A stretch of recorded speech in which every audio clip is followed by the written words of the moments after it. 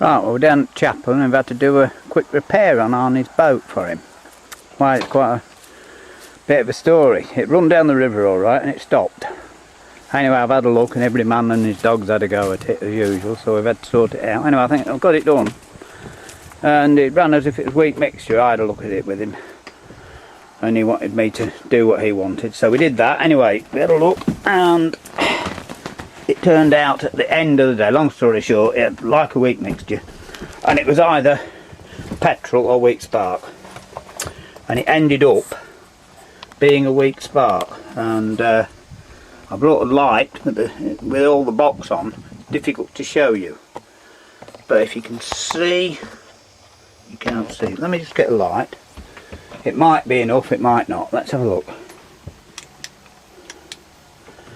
There we are. Yeah, you can probably, it's a bit difficult to get the light and the camera in the right place here. Sorry about that. Anyway, you can see the distributor there. Yeah, you can just see I'm getting the light on that distributor cap. Normal distributor cap on off a Ford Escort. It is a very simple thing. Well, the coil, I bought a new sports coil for it and a new points and distributor, condenser I should say. And where have I put them? Here we are. They're here. So I'll show you what the problem was. Right, they're points. People won't know. Anyone with modern cars won't know because they don't have them anymore. But they're the points. And if you want to see how points work and that, you'll have to find another video. I couldn't tell you. But and that's the condenser. Right. And without that it won't work.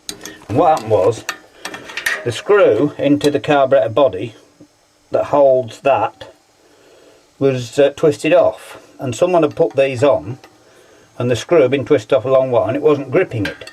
And if it doesn't contact properly, if it isn't fast on the carburetor, it gets no spark.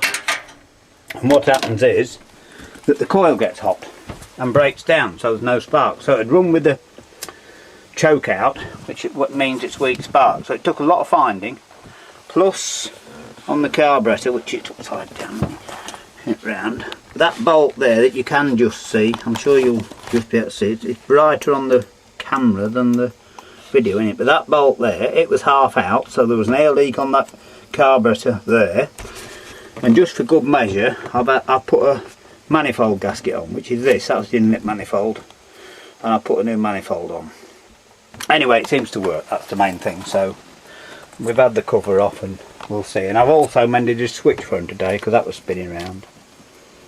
So we'll just see if it goes now. It may need a bit of choke because it's cool, but we will see.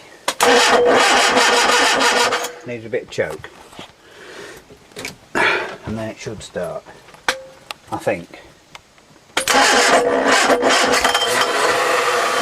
Too much choke. Now, let it off a bit.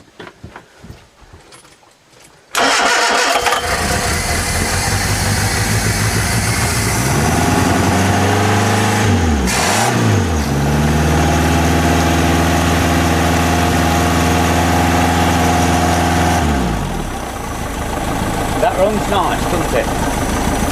That runs nicely now. It's an old 1100 Ford Escort engine that was done by a firm called Water Motor, or being the 60s, early 70s, something like that, and late 60s, early 70s.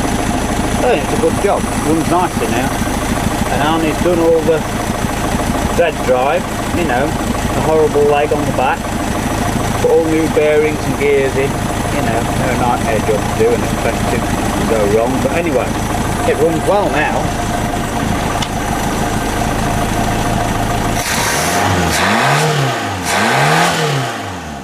I mean, look, flies, doesn't it?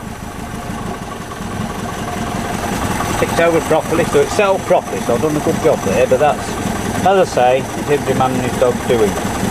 Anyway, in a bit, we might have a little trip out, but I'm waiting for someone else to come as well, so I don't really want to take it out on my own, then it break down, then you've got to walk back on the bank and all the problem of getting it back, you know, mending and things. So got another boat with you tow back because it hasn't been out far for a while. So that's done, so I'm going to put the covers on and that's it. Job done.